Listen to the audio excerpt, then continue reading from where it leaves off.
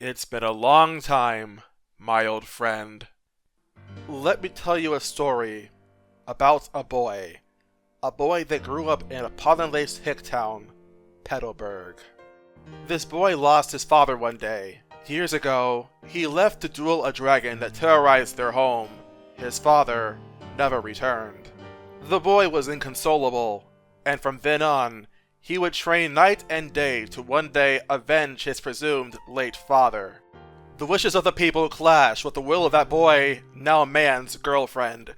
That man would then emerge to take center stage once more. We call him Koops. The man who puts the KO in KOOPA is a partner laden with weaknesses from his inability to target airborne foes, to his susceptibility to being flipped over on his shell like a helpless baby being cradled to sleep. Of all 7 partners in this game, Koops was actually the first I ever made a video like this for. As such, he has the most to make up for, being his run came out when I had less experience in this game. Suppose it's high time we fix that. This time, however, I think we should start from the beginning. The very beginning. How much will Koops struggle? It's time we found out. It's showtime! If you're familiar with the previous reprises in this series, the run starts proper after Lord Crump is defeated in Rogueport, as none of your partners would be accessible until the game unlocks them by introducing Goombella. Koops as a partner is one of the most limited in regards to being able to target foes, and that demands that we play the prologue in a very unique way in order to be able to progress without him failing the challenge from the word go. After meeting with Frankly, we'll descend to Rogueport sewers, where the first fight in the game, not counting Gus, is already impossible without super guards. The Paragoomba is an airborne enemy, meaning that the ground-bound Koops isn't able to reach. Now, I don't imagine people would blame me for using super guards here, as even though most viewers hate seeing them in Paper Mario challenges that aren't pre-hooktail pit attempts, Koops quite literally cannot do damage without them to enemies that can't be reached by his shell moves. Nonetheless, I do know a thing or two about glitches that make obstacles like this bypassable. I first wanted to try an idea I thought was both easier and more fun to do instead, and it's the glitch that enables me to snag the Ultra Hammer right now.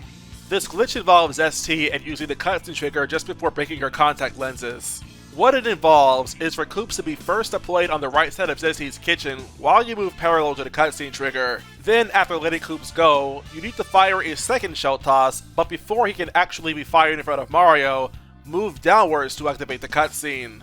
What you'll see then is that shell toss isn't used, but a jump in fact is executed. We can then go swimming until Mario literally dies, reload the game, and the jump storage will actually persist across save files, just so long as you haven't jumped at all yet. This is actually necessary for later in the game because, well, you can likely tell. Here's a hint, it involves Chapter 3. Unfortunately, trying to jump off of this little garbage would not work.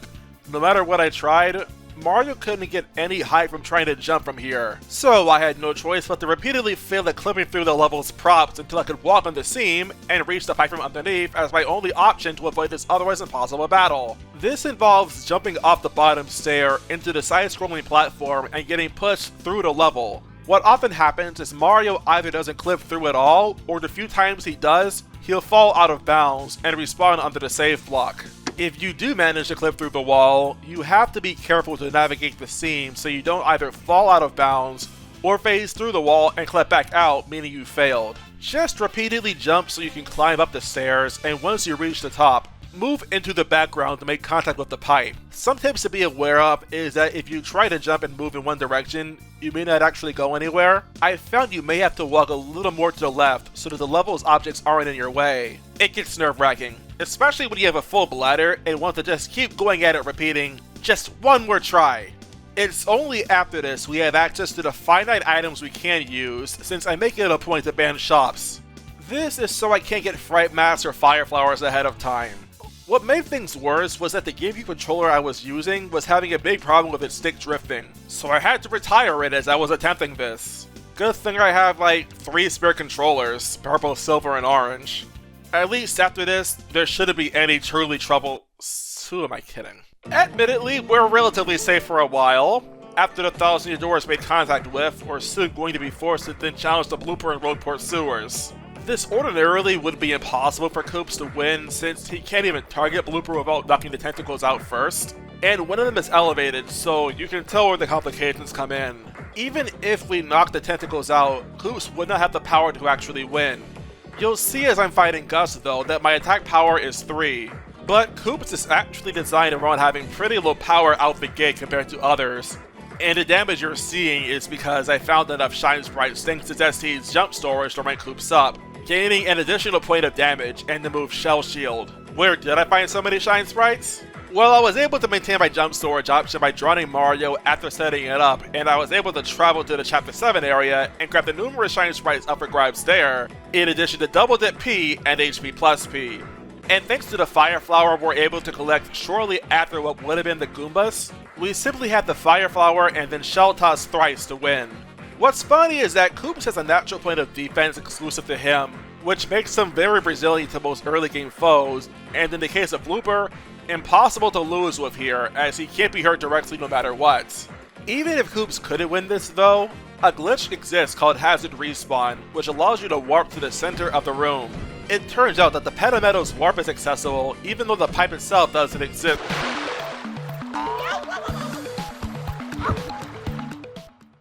Well, that sucked. It turns out that the Petalmetal's warp is accessible, even though the pipe itself doesn't exist yet. This trick takes multiple frame-perfect jumps though to properly execute, but I want to avoid skipping bosses unless absolutely necessary. Expect to also see a list of what items we have to fight with every now and then, whenever another obstacle that demands an attack item be used comes up. I'll have them in the top right corner of the video whenever it's relevant to do so. Chapter 1. Wow. I can't believe only now we're getting to talk about it. It's a fairly straightforward chapter to start with, and I'm not just talking about how TTYD is filled with straight lines and corridors. I'll be ignoring most enemy fights in this game unless required, or just to explain how I decide to grind for star points later. Once we pass by Petalburg though, we see Koops reflect on who he used to be. Yes, Koops, you used to be a wee bit off. Time makes fools of us all. The road to Shrunk Fortress is full of foes we must conquer, but take my advice, bring some turtley leaves with you, because you'll get a lot of mileage out of Power Shell. This move hits all enemies that are low to or on the ground with the same amount of power as Shell Toss, both moves doing 3 damage at Super Rank. And it makes the fights against the Bodclefs found here a little more swift, as thanks to being Super Rank, Koops does barely enough damage to damage them. Unfortunately, Koops can't harm Bristles and they have 4 defense, while Koops has an attack of 3. Though they can't harm us either, so this is essentially a stalemate. We can continue all the same though, thanks to having access to 2 power blocks prior, using 1 to clear this fight in 1 blow. And now that we've proven we can have basic logic and memory, Shrunk Fortress is open to us, and we can stack the Sun and Moon Stones away from the Fuzzies. All we need is a single Power Shell per fight to wipe them out. Gold Fuzzy may be a little longer to effectively win, but this fight is virtually impossible to lose, as both Koops and Mario have at least 1 defense every turn to match the 1 attack of both Gold Fuzzy and his Horde. Just don't miss any guards. Trust me, that'd be bad. Though funny that the Horde itself can't flip Koops. You know, it would never not be weird seeing double of anyone. Red Bones is what I'd affectionately call Koops' playground. It's designed for Power Shell to clean house, so you can expect the move to perform well here. Which, sadly, I cannot say for Hooktail. First real boss of the game, and she's a toughie. But hey, it isn't like avenging your father would be a small feat. 20 HP isn't too much health to try and chip down, but Koops isn't particularly known for his power unless he's sweeping enemies with Mega Rush P, and that badge isn't very effective here. In parallel, his attack power would become 7. Strong, but not strong enough for it to be used in this fight reliably. Not even as a finisher, because Hooktail's HP, once depleted, is restored by 10 points which he eats the audience. You'll need smart tactics here if you want to win. My badges here involve both variants of Last Stand, 1 for Mario, 2 for Koops, and Mega Rush P. You'll want to start the fight with Shell Shield, a move that protects Mario from damage up to when the shield receives 8 total when dropped with the best timing. Then you'll just be using Shell Toss repeatedly doing 2 damage per strike. This however would not work on its own, as Koops is repeatedly taking 3 damage per hit with guards.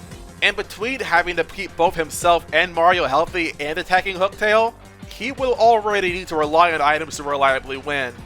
While Koops does struggle at doing damage quickly though, His added point of defense makes him highly resilient while in danger. Hooktail's attack power is listed as 5, but that's only true for her Stomp, which is weaker against Koops thanks to his defense point, and thus matches her Fire Breath in doing 4 damage unguarded. So if you guard, the damage is only 3, and thanks to having 2 copies of Last Stand P, the damage is reduced to being only a third of its damage while in danger. This means Koops takes only 1 damage every time he's hit, making Horsetails an excellent item to keep him healthy. Now, to avoid needing to focus on Mario's survival for too long, giving him the slow shroom found in Rogueport sewers will guarantee he survives the rest of the fight, through giving him HP regeneration that lasts 10 whole turns. However, it isn't guaranteed Hooktail will harm him, as she needs to breathe fire to do as much, and I ended up seeing mainly the Stomp, which cuts down on needing to heal a lot. I ended up not even needing the slow shroom it brought, and was able to muscle past her using mainly Horsetails, which is absolutely fantastic. This item can prove to be invaluable for a future fight now. If we do our math right using Horsetails and Last Stampede to land Koops into peril, we'll be able to dish out the first lethal hit to Hooktail once she drops to 6 HP, before she eats the audience and gets her health back. We can then heal Koops with 1 more Horsetail to take a bite out of Hooktail's health with a couple of shell tosses, and finish her off with a second peril shell toss to win. As far as how partners tend to perform against Hooktail, Koops has by far the most difficult time being a partner with no discernible offensive advantage thanks to low starting power, no piercing skills, and the lack of a strong multi-hit attack. Defense really is the only claim to fame he has here. At least now we can keep moving forward. For now. Oh yeah, we managed to rescue Koops' father in the process, so that arc to his story is over, and he basically lacks one for the rest of the game. Nonetheless, there is still a wider world out there to explore, and Koops' weaknesses will only become more prominent from here on out. Still, comparing boss strength, to manage Chapter 2 won't be as difficult. In fact, it's pretty hard to earnestly lose the fight with the Shadow Sirens. You can use Power Shell once with no real consequences, and then Vivian, Marilyn, and Beldum all get knocked out in short order from just repeatedly striking them. Definitely nothing worth crying over, unlike acts of terrorism, the alleged death of your father, or Vivian's necklace. The X-Knots in the Great Tree also proved to be easy pickings, as Power Shell takes them out without even a second thought. And so you know, though in this series of partner solo challenges I try to go for minimum battles, Koops has severe weaknesses that are going to require we grind to have a realistic chance later. So fighting enemies we can will be good practice. Magnet Spun Grapple meanwhile is mildly harder. Since Koops can't target foes in the air, the X-Fist will be there to stay if we don't use items to take them out. We do still have a second Pallock at our disposal, but that alone isn't enough, as using it as soon as the X-Fists come out, it's likely we'll have to fight another round of them while Magnus is only barely below half his max HP. And all of that extra damage would crack Koops' shell wide open. Ironically, you can do this fight entirely itemless provided you don't mind Koops taking his sweet time trotting like a tortoise thanks to P down D up, and damage dodge P. Provided you guard every attack, not even the X-Fist will be able to hurt you, and you can slowly but surely win this battle. Mega Rush P can't even be used here to good effect, as even though Magnus' quick attack can flip Koops' switch, by the way, make sure you always guard it or you will instantly lose. The X-Fists actually don't flip Koops, so letting him take the hits from them will just damage you, and you can drop into peril before subsequently guarding everything from there to win soon afterwards. As always, Magnus Spun Grapple is not a hard fight, though the fact one of his attacks is essentially instant death for Koops is pretty demoralizing. We should really take the X-Fist as an omen though, because we're going to have to deal with airborne targets in boss fights that won't be optional to defeat. And when that happens, we'll have to hope the items we do scavenge will be enough. Though I'm entirely okay with fighting enemies we fight as we go, we're going to be missing out on some crucial levels given that we're not going to be able to actually go through Glitzville normally. If you're familiar with TTYD, you already know what I have to say about Chapter 3. It's impossible to beat this chapter traditionally when the Ironclads keep us from advancing towards the Major League. We'll have to take a more direct approach to win the Crystal Star this time around, even though Koops thinks he has any say with his outdated ethics and sense of morals.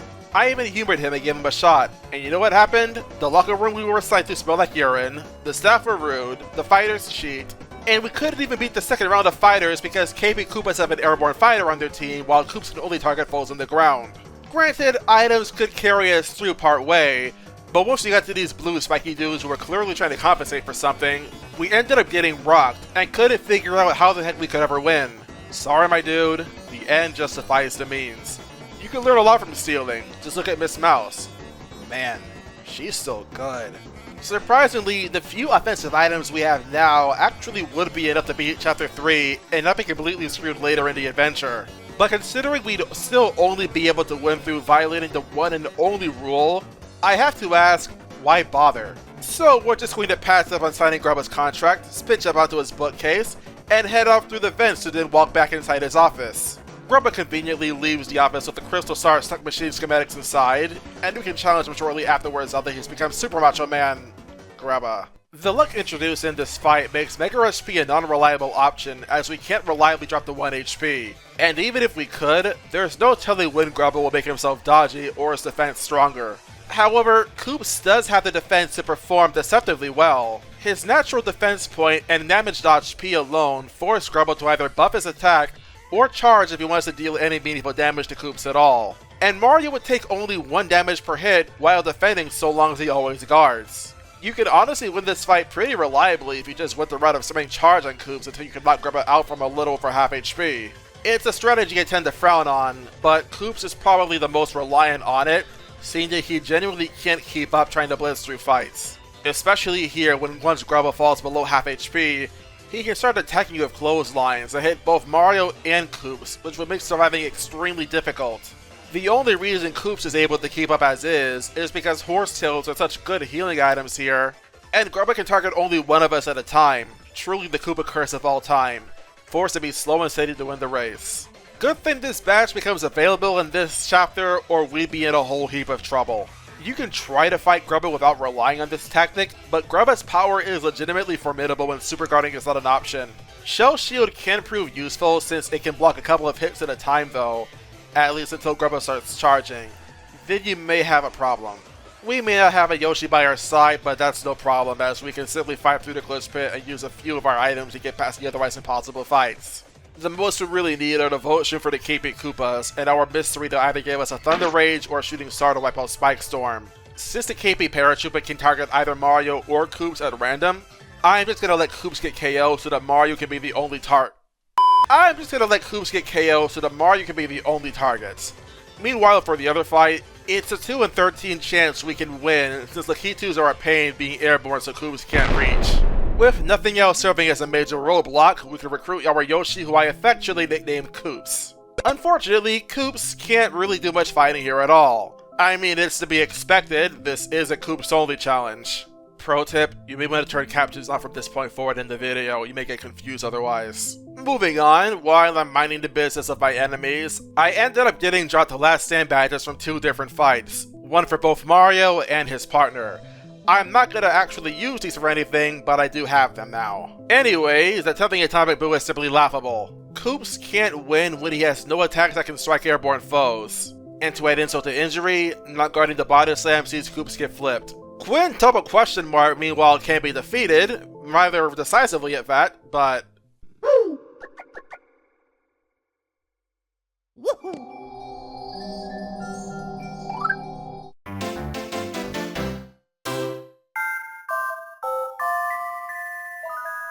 Well, that's a spirit breaker.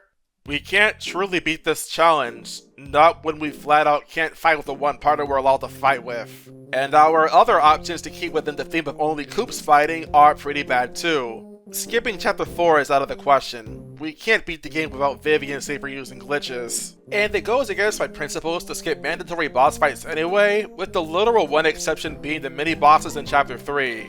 Even if we win at Quinn with Koops still in our party, which can be done, we wouldn't even be able to start the fight with Koops, as the game will crash so long as Vivian isn't our active partner, both at the beginning and the end.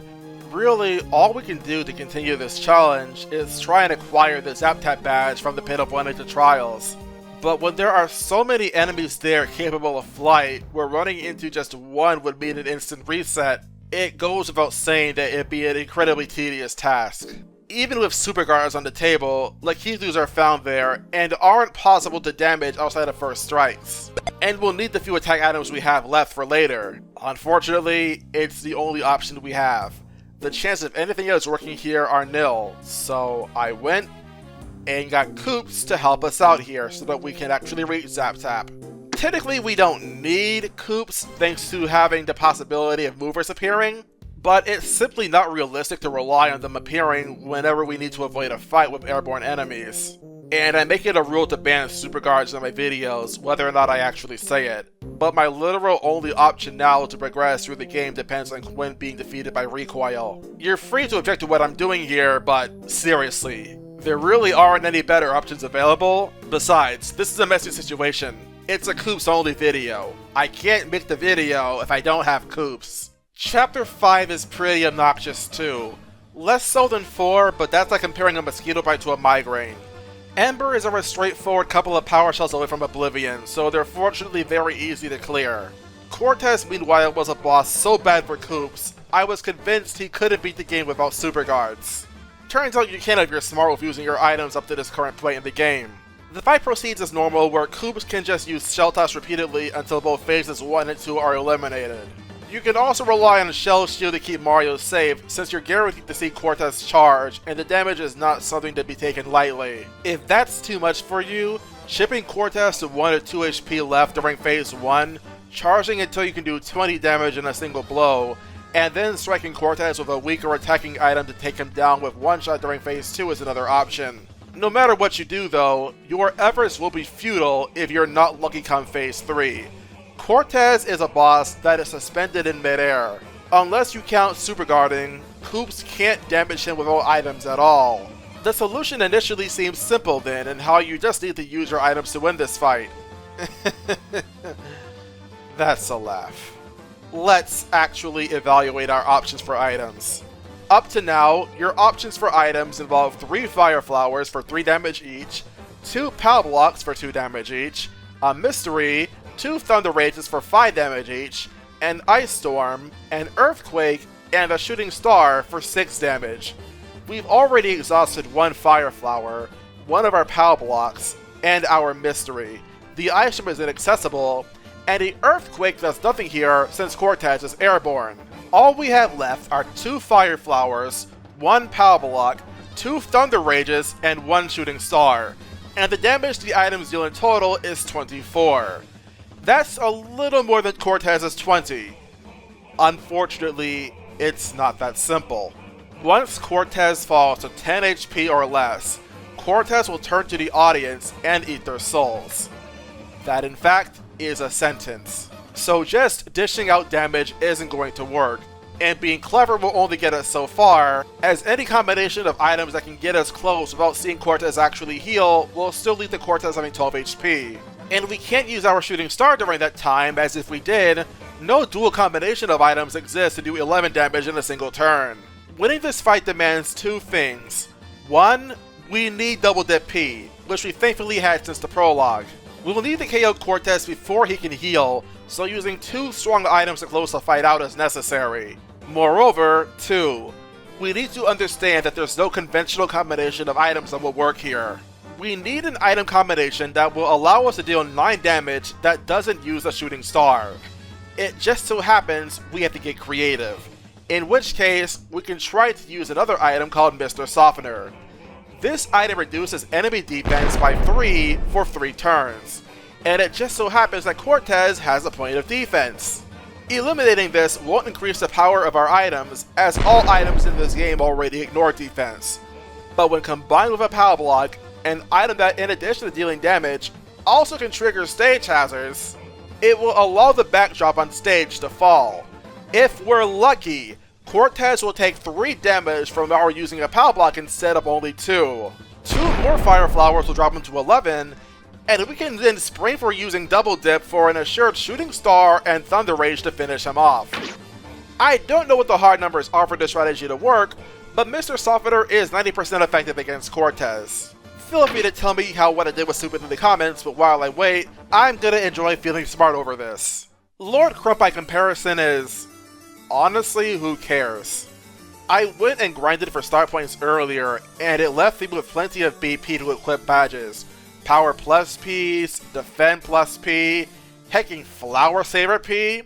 I had an easy time just cruising on through. Good thing I didn't need to worry too much about managing my FP either, since Koops won't be able to target your Lord Crump without Power Shell. Sad thing is, I put a fair amount of thought into what would have to happen for this fight to be possible, just to basically spam Power Shell and call it a day. Oh yeah, make sure you guard every hit. The X-Nuts flip Koops over otherwise. I don't know what I really expected. At least now that we're past that ordeal, ranking Koops up to Ultra Rank is an option, granting his Shell Slam.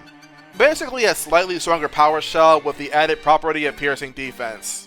Think Vivian's Fiery Jinx, but instead you get the full 6 damage in one hit with no gradual damage, and can still target only ground-bound enemies. Unfortunately, not very appealing when put like that. I'd like to say we have something special planned for Smorg as we begin Chapter 6, but I really don't. Koops can't even begin to dent Smorg until his miasmas are down. We're forced to use at least one item, and since Koops gets only one hit in before Smorg once again cannot be directly damaged, we're left with no viable options beyond using Charge P and striking Smorg down in a single strike, only after following the miasmas with an Earthquake. I don't even try anything else. It's not a very flashy tactic, but what else can we do? This is the problem with using Koops exclusively. If you're positioned 2 centimeters off the ground, Koops can't reach. It's honestly depressing. I actually ended up dozing off as I was just clicking away in the charge command and was missing a lot of guards for Koops as a result. But on the bright side, at least this boss can't flip him over with his miasmas. Even though this thing is totally flicking me like I'm a freaking bobblehead. Why did I make my first video ever on this channel on Koops? Was I mad? Or was I just a power-hungry fool? Now I don't even know anymore. This has got to be some of the most mind-numbing gameplay I've ever endured. It's actually worse than when I played through this game using only Miss Mouse. At least she could abuse the badge system and become the living embodiment of an atomic bomb. Koops just makes me feel like I'm fighting in a straitjacket. Anyways, we're able to then identify as someone who wins by doing absolutely nothing. Chapter 7 isn't far behind either, with there being elite X-Nuts that can be cleaved right through with either Shell Slam or Power Shell, whichever you prefer. As always, I strongly suggest scavenging whatever items can be found here, as you can't return to the moon until you beat the game. Though the game seems to be obsessed with dumping wayward earthquakes on me. Too bad I can't use them, both because I'm trying to avoid using items that I don't find in the field, beyond what you're guaranteed to find at least. And earthquakes don't even do much that Koops can't already do by himself. After Smorg, they're essentially useless. Either way, we see Magnus 2 then be up and at him. With the ridiculous amount of VP I have, I can just make it so that Magnus 2 can't hurt Koops without his X-Punches. And Mario's pretty much invincible since he can't be targeted by X-Punches while in the back. Since I'm steadily taking 2 damage per hit, I'm even able to just manipulate my damage to hit Peril where I activate a Courage Shell, an item that boosts my defense for 3 turns. What's nice about it here is that it makes the X-Punches harmless so Koops can just attack with impunity. I do also use a Thunder Rage for the sake of destroying the X-Punches. To clarify, this is an extra what I found as an enemy drop while navigating the X-Nut Fortress. I'd care, but all this really does in the long run is save me the trouble of backtracking for my second Courage Shell, as that item's going to be pretty bad come Chapter 8, which, speaking of which, is going to be a nightmare to complete. I know from experience. Not only do we struggle to do any meaningful damage, but what we can damage is rather limited, and we have only so many items to resort to fighting with, as well as only so much inventory space since Koops can't reliably reach the strange sack from the Pit of Wendy Trials. He definitely can collect it though, even without Koops' help, mostly thanks to Zap Tap, which he was only able to reliably get with Koops' help, who we would still need to do with Lakitus. Yeah. Let's dive into Chapter 8. Shell Slam will dispatch Dark Bones and Dry Bones with minimal issues after 3 uses of the move.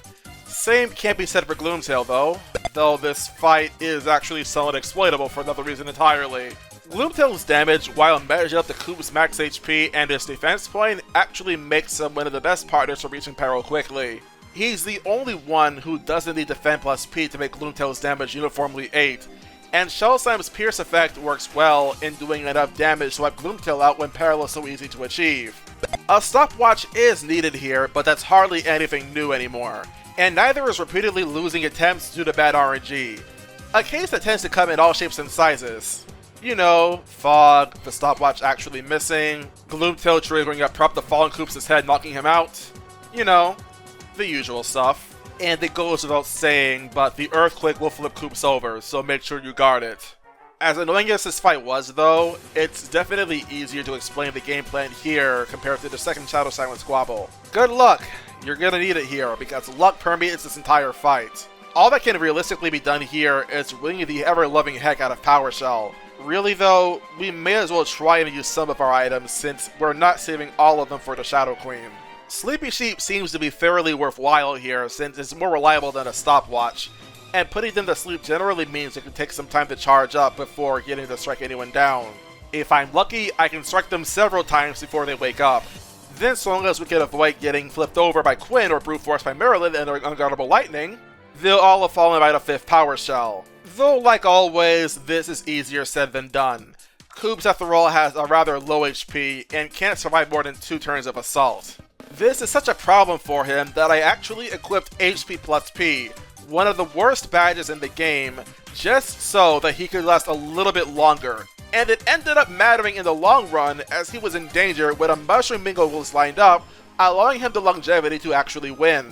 I can't say I'm particularly surprised that this fight ended up being as brutal as it was, but I am surprised that HP plus P actually served a purpose in making this fight feel more possible. A point of defense doesn't really do much good now when so many attacks end up piercing it, but at least it's behind us now.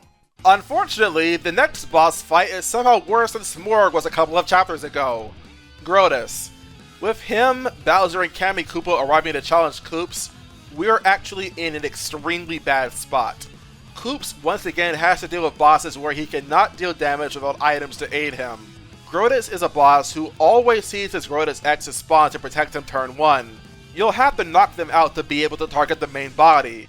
The problem? The Grotus X's are all airborne, meaning Koops can't reach. Even if he could, Grotus respawns 2 Grotus X's per turn. You wouldn't even be able to defeat them all quickly enough to then strike Grotus anyway. Using offensive items given this all is necessary to even be able to put up a fight. And just dumping all of your offensive items here would be a terrible idea because the boss fight immediately afterwards has an airborne target. No items to reach Kammy, no chance of winning. It's a predicament, that's for certain. So we're charging. Again. Good thing I leveled up Koops over the course of this video. He was like, what, level 21? That's already higher than any other partner so far in this series. And I don't think another partner will reach that high either. But it's not like I have any other choice. I mean, the alternative would just be to huff Whack-A-Bums. And I'm not doing that as I pride myself a pacifist. What's a pacifist, you might ask? Well, I made it up. It's an acronym for Preservation Activist, studying ideals Fluttershy is supportive towards. And she's an animal lover, so you bet that I'll strive to avoid hurting Wacka if I can. The cybernetic Chrome Dome Grotus has got to be one of the most aggravating bosses for Koops to ever challenge. Winning this fight, as I've said before, mandates we use Charge P, as the Grotus X's will protect them until they're eliminated. And we have only so many items to fight with. Unfortunately, even when we can attack and we're doing roughly 25 damage per strike, we often find ourselves slamming on death's door because of the damage Grotus is capable of. It's so much damage that if he opted to strike with lightning every turn, we'd be guaranteed to lose. Not helped by the fact that Koops has only 25 max HP, and there's little point to leveling up more to equip HP plus Ps for this challenge. 10 extra HP after what would be hours of leveling up still wouldn't be enough to guarantee winning. And with the possibility of Grotus burning turns, you're better off just rolling the dice until you roll high. It can happen fairly often with his counter or dodging statuses, or his attempt to stop us in place. Sadly, when I roll for good luck with the stopwatch, I just feel snake eyes darting at me. Whether I'm talking about rolling ones or the Grotus X's I'm repeatedly guarding, I'll leave that for you to decide. Deciding what items to use here was a challenge in and of itself. Do I chop in an Ultra Shroom now for fear of Grotus wiping me out? Or make the sacrifice of my Slow Shroom and pray he doesn't take Koops offline? Should I bank on Happy Hearts to keep Mario alive? Or share a couple's cake with my homie? It's terror time and time again, phasing out with this mechanical monster. I probably should have mentioned this earlier as well, but I got a couple's cake from a trouble involving Goom Goom and Keelhaul Key. It's really just a slow shroom that can't be used by Koops because the user will pass his buffs to the ally instead. And it just so happens, I was planning on giving HP regen to Mario anyway, so it works out rather well. Though it's often hard to tell when to actually use it. Grotus is just such an unpredictable boss that you really have to ponder how to fight him on a turn-by-turn basis. I even brought life shrooms because I felt like the RNG here was just so severe that it'd actually be unrealistic to not assume the worst. It's that bad. This is also to say nothing of the awkward guard timing that comes with the scepter and its fire. Playing by eye isn't reliable of how often the animation doesn't line up with what's actually happening on the screen. So I'm instead using my ears to hear the fire so that I can guard it. On the bright side, the Grotus X's at least aren't a direct danger. Both Koops and Mario have enough defense to blank them both, so guarding every hit will keep them from hurting. And even if we miss a guard, Koops doesn't get flipped over by them, so you have less to fear there as opposed to most other bosses we face up to now. It's a grueling endeavor, and the worst part of it all, even if we win, the king of the Koopas himself will challenge Koops and attempt to strike him down. Sounds like our only choice is to enact a regicide. As for this deathly duo of demons, Bowser and Kammy Koopa are, in my opinion, the true final boss for this challenge. I wouldn't quite call them the hardest boss in the game, but considering Grotus is the gatekeeper, that's not an insult. Or at least, it's not meant to be an insult. Unlike with Grotus, you can't afford to strike them down more than once, especially not Kammy. She not only heals Bowser as often as she can manage, but her buffs can make Bowser actually dangerous, whether it's making him huge and buffing his attack, or making either the two invisible. Her attacks consistently piercing also makes our defensive badges generally less reliable, even though Bowser's the real heavy hitter. As for the game plan, we're using charge again. By now, you should be expecting it. What we need to do is charge a bunch, strike Kammy Koopa down with an attack item, then immediately knock her out using Power Shell or Shell Slam before she can get back on her broom and undo all the damage we've dealt through her healing. What makes things really dicey for us is our lack of FP. In hindsight, bringing a gem and jelly would have addressed this weakness pretty well, but for the whole fight, save for the audience throwing flowers or bingos, the FP we go in with is all we have. And it goes without saying, but having life streams on us doesn't change the fact that if Koops falls in battle, his charge dies with him, and we're pretty much out of the running if that happens. So making the most out of the little HP and FP I have is mission critical. The nice thing about my defense here is that Koops has so much of it, he can blank Bowser when he does anything except for his fire breath. So the Vote Stream tactic here is pretty effective, if only it lasted longer than 5 turns. But it buys us time to charge a little more at least. From there, once my FP is at about, what, 10? That tells me I have plus 20 attack thanks to charge. I'm able to then double dip my 2 shooting stars and strike Kammy down. And then Shell Slam to only narrowly do enough damage to knock her out. Of course, we're still at home free since Bowser by now is able to act freely. And he actually had me on the ropes. My items were scarce. I had a couple of life streams left and a point shot that wouldn't be usable unless I wanted to cash in the chips and fold. And wouldn't you know it, the Happy Heart badges I had on that were helping and keeping me afloat were going to be what would ultimately sink me. My damage was being reduced by being taken out of danger, fog would come in and ultimately do no good for me at all, and the next thing I knew, I had Koops down to only 1 HP, with Mario sucking down the last life stream I had brought with me here. There was only one thing left I could do that could save me, knowing Lady Luckless was just around the corner. My last resort, the Repel Cape. And sure enough, Bowser used his Fire Breath. Twice. And both times, the Repel Cape exclaimed "Olé" and kept my head above water. I was finally thrown a lifesaver from the crowd. A boot came, swooped into Koops, and made him invisible, allowing me to toss Bowser off the arena and proclaim this message. So long, gay Bowser! Nah. I said Bowser and Kammy were the true final boss, but the reality is they aren't. So, let's talk about her. With only one boss fight left, it really only makes sense to pack heavy. My resources going into the final battle were 4 life shrooms, 2 boost sheets, 4 ultra shrooms, 4 gem and jellies, a shooting star, a thunder rage, a power punch, a point swap, and some chocolate cake. It made more sense in my head. Anyways, it's time to dance with the demon.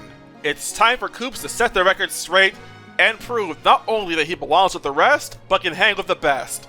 Shadow Queen, prepare for a shell-shocking slapdown! My thought process began with protecting Mario with Shell Shield before just tearing into the Shadow Queen with Shell Toss and Shell Slam. But not only can I not time Shell Shield to get the max HP out of it, but it largely didn't even matter because the Shadow Queen focused most of her efforts on Koops anyway. So much so, I ended up landing into peril in Phase 1 and lost the life stream before even seeing the invincible phase. I feel like had I just attacked from the start, we could have gotten by with just using only a single boost sheet, but well, hindsight is 2020. Being down a life stream and a boost sheet coming out of the invincible phase, the view was clear. Shell Slam, Shell Slam, Shell Slam. That was about the most clear takeaway from this fight. As long as we were attacking, the Shadow Queen's damage output would be severely nerfed, as Koops would both damage the main body and suppress any helping hands she had assisting her. If our health ever got low enough, we have Ultra Shrooms to put us back at safe HP values. It's a simple plan of attack that on its own can get partners decently far, though a number of factors in particular did end up showing themselves to be huge boons. For starters, often the Shadow Queen let the fight be one-on-one by repeatedly trying to attack with whatever hands she had out at the start of the turn, so the damage Koops would be taking was reduced significantly. Second, I actually had it happen where the Shadow Queen buffed her attack and defense, which on its own is kinda laughable because Shell Slam pierces defense, and the 3 extra attack from the Shadow Queen herself isn't really scary unless she's using Dangerous Breath, something Bobbery's video has demonstrated extremely well. But she even went and charged the turn after once, and seeing an opportunity to land into peril, I do what's called a pro gamer move by voluntarily eating a life shroom so that the unguarded Dark Pulse drops Koops to only 1 HP. Now my rush badges are active, and it's time to set this girl on fire. The funniest part? The Shadow Queen just kinda lets it happen. For several turns. She tries to heal off Mario, sure, but after the chocolate cake I fed him, and the incoming Shell Slams, it didn't last. She does knock Koops out eventually though, and to be honest, I ended up being out of life streams sooner than I thought. But with a couple of Ultra Streams to keep Koops and Mario trucking, I figured we just need to keep on the attack and maintain our cool despite momentarily losing our footing. Honestly, if not for the audience went Koops an extra heart, I feel like this could have gone either way. I do end up getting poisoned later, but I get the honest inkling of a feeling that the Shadow Queen didn't want to win, because in addition to letting Koops tear into her earlier, when she had only 7 HP left, she used her final turn to just buff her attack and defense. And that right there is the last of the wins she had in her sail. Koops strikes her out, and has successfully ended his run.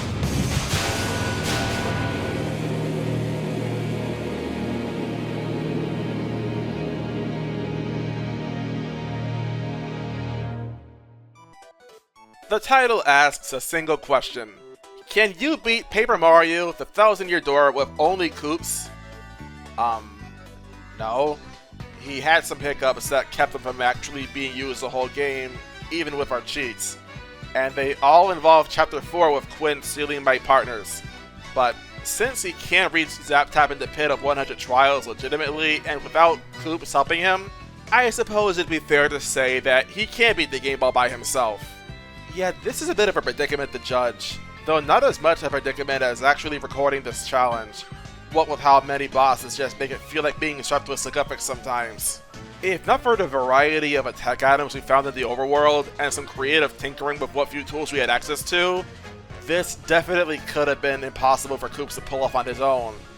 It isn't like he was able to win every boss fight either. Remember Atomic Boo?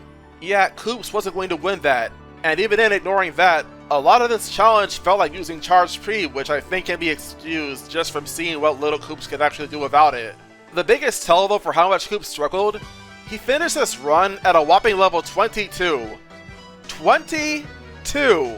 Granted, he still did significantly better than last time, considering he never needed to buy items, and we made a run that doesn't involve hurting Wacka at all. But being this low down in the rankings now stings. It makes sense though.